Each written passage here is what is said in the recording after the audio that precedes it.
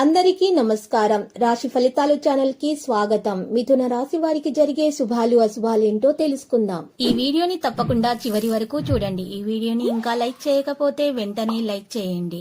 ప్రతిరోజు మీ రాశి ఫలాలు అందరికంటే ముందుగా తెలుసుకోవాలంటే క్రింద కనిపిస్తున్న రెడ్ కలర్ సబ్స్క్రైబ్ బటన్ ని క్లిక్ చేసి ప్రక్కనే ఉన్న బెల్ బటన్ ని యాక్టివ్ చేయండి.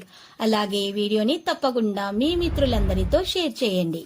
ఈరోజు ఒక స్త్రీ పాత కక్షలు పెట్టుకొని మీ మీద పగబట్టి మిమ్మల్ని ఆర్థికంగా నష్టపరచడానికి చేయని ప్రయత్నాలు ఉంటుండవు. కానీ మీ మంచి మనసు వల్ల దేవుడు మీ మీద అన్ని ప్రయత్నాలను విఫలం చేస్తారు. మీ సోదరి సలహాలతోటి కుటుంబ వ్యాపారాల పురోగతి సాధించడం జరుగుతుంది. ఇక కుటుంబ పనులు కూడా పూర్తవుతాయి. మీ ప్రేమ జీవితాల కొత్త అధ్యాయం అనేది ఈరోజు ప్రారంభమవుతుంది. సామాజిక సేవలో ముందుకు సాగడం ద్వారా మీకు గౌరవం అనేది లభిస్తుంది. ఈరోజు పరిహారంలో హనుమంతునికి సింధూరం సమర్పించాల్సి ఉంటుంది. ఇలా చేయడం ద్వారా విద్యార్థులకు మెరుగ్గా ఉంటుంది. వారికి ఉన్నటువంటి ఆటంకాలు తొలగించబడతాయి. ఈరోజు పనికి సంబంధించి కొత్త పథకాలపై దృష్టి పెట్టడం ప్రారంభిస్తారు. ఇది మీకు చాలా ప్రయోజనాలను అయితే కల్పిస్తుంది. ఇక ప్రభుత్వ ఉద్యోగాల్లో పనిచేసే వ్యక్తులు ఈరోజు చూసినట్లయితే అధిక పని కారణంగా అధికారుల కోపాన్ని ఎదుర్కోవాల్సి వస్తుంది. ఈరోజు బిజీగా ఉన్నప్పటికీ కూడా మీ ప్రేమ జీవితం కోసం సమయాన్ని వెచ్చించడం జరుగుతుంది. ఇది మీ జీవిత భాగస్వామిని సంతోషంగా ఉంచుతుంది. మీ సోదరులు సోదరిమణుల సంబంధాల్లో మాధుర్యం అనేది ఉంటుంది. సాయంత్రం సమయం సామాజిక సంబంధాలకు ప్రయోజనకరంగా ఉంటుంది.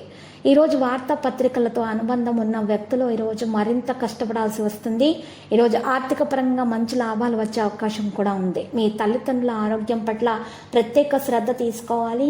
వారి యొక్క బీపీ షుగర్ టెస్ట్ చేయించాల్సి ఉంటుంది. మరియు హెల్త్ చెకప్ చేయించిన తర్వాత సరైనటువంటి మందులను సేకరించడం ద్వారా వేల ప్రకారం ఆహారం తీసుకోవడం ద్వారా వారి ఆరోగ్యం మేలవుతుంది.